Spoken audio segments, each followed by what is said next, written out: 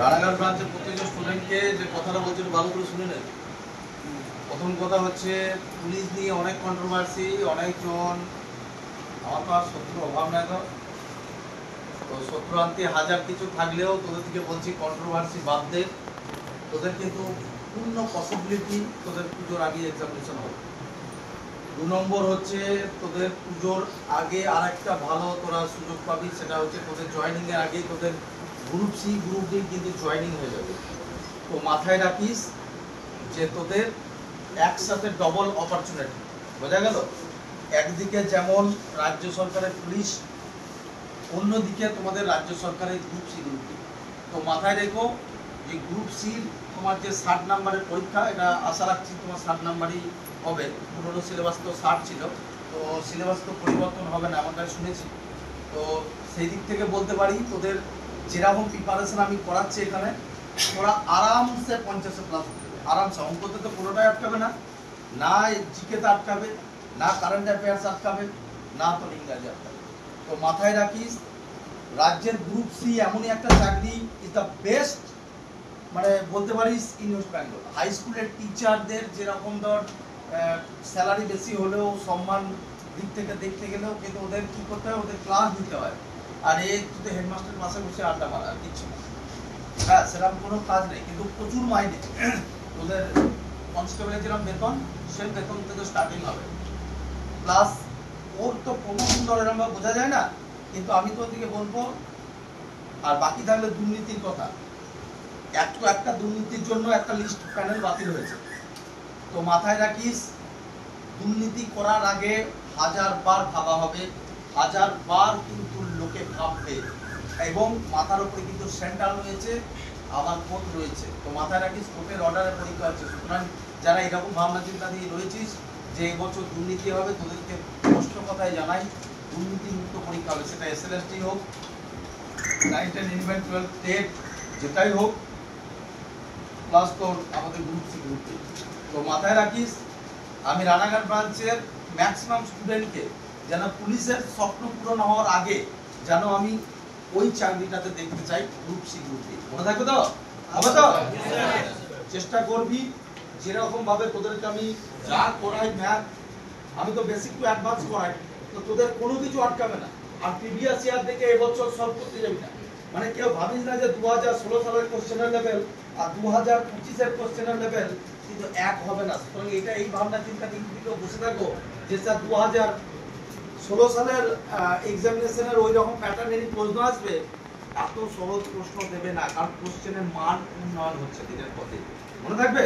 সুতরাং চেষ্টা করবি যে তোদের এই যে লাস্ট 3 মাস, এটাও পুজোর আগেই এক্সামিনেশন হওয়ার প্রবল সম্ভাবনা। কারণ তোরা বায়োলজিক্যালি ভাব না, 15 নভেম্বর জয়েনিং বলছে, 15 নভেম্বরের পরে, তাহলে নভেম্বরের থেকে যদি আগে হয় আমাদের পরীক্ষা, আমাদের পুজোর সময় কত?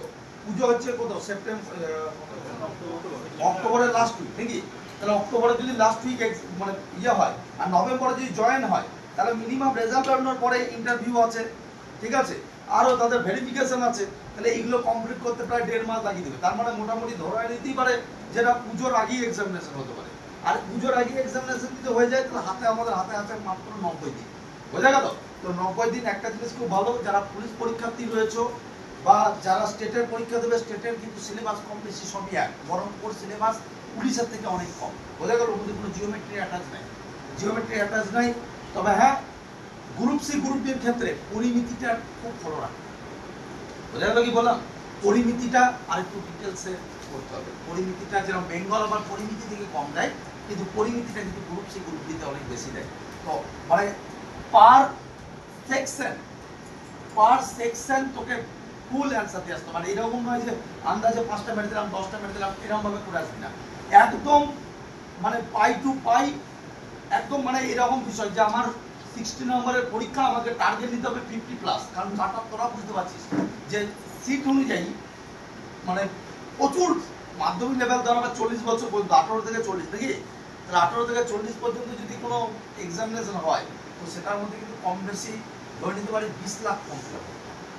তো 20 লাখ ফর্ম ফিল আপ যেটা হবে, ওই 20 লাখ ফর্ম ফিল আপের মধ্যে কিন্তু তোকে চাকরি দিতে হবে। তো আর একটাই এক্সামিনেশন, এর কোনো কিন্তু মাঠ নাই। সুতরাং মাথায় রাখিস এর কাট অফ কিন্তু 50-50 65-এর কাছাকাছি যাবে। মানে যদি 60 নাম্বারই পরীক্ষা ধরি, নতুন সিলেবাস অনুযায়ী তো জানি না যে কত নম্বর করছে, কিন্তু যদি 60ই ধরি তাহলে মোটামুটি তোমাদের 55, 52, 53, 54 যেতে হবে।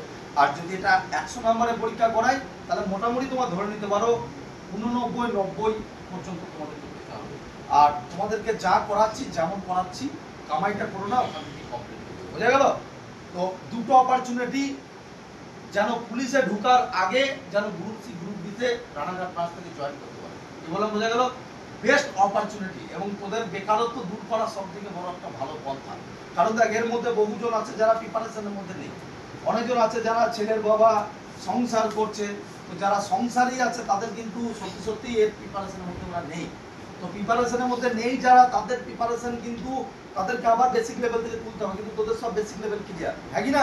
তাহলে বেসিক লেভেল যখন ক্লিয়ার আছে তাহলে তোদের ফুল টার্গেট করতে হবে এটা কিন্তু যেন এই রিক্রুটমেন্টে, আর আমি যেমন করাবো সেগুলোই পরীক্ষা পাবো। তো দুটো অপরচুনিটি একসাথে, কামাই কিন্তু কেউ করবি না।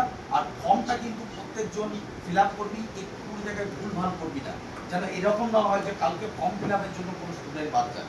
বোঝা গেল কি বললাম? ভুল ভাল কোনো জায়গা থেকে করবি না, ভালো সাইবারের দোকান থেকে গিয়ে ফর্ম ফিল আপ করবি। ঠিক আছে? কি বললাম? আর তারপর তোদের কিভাবে তৈরি করা সেটা আমি তাই, ঠিক আছে? তো এটাই বলছিলাম, ভালোভাবে পড়াবো। All the best.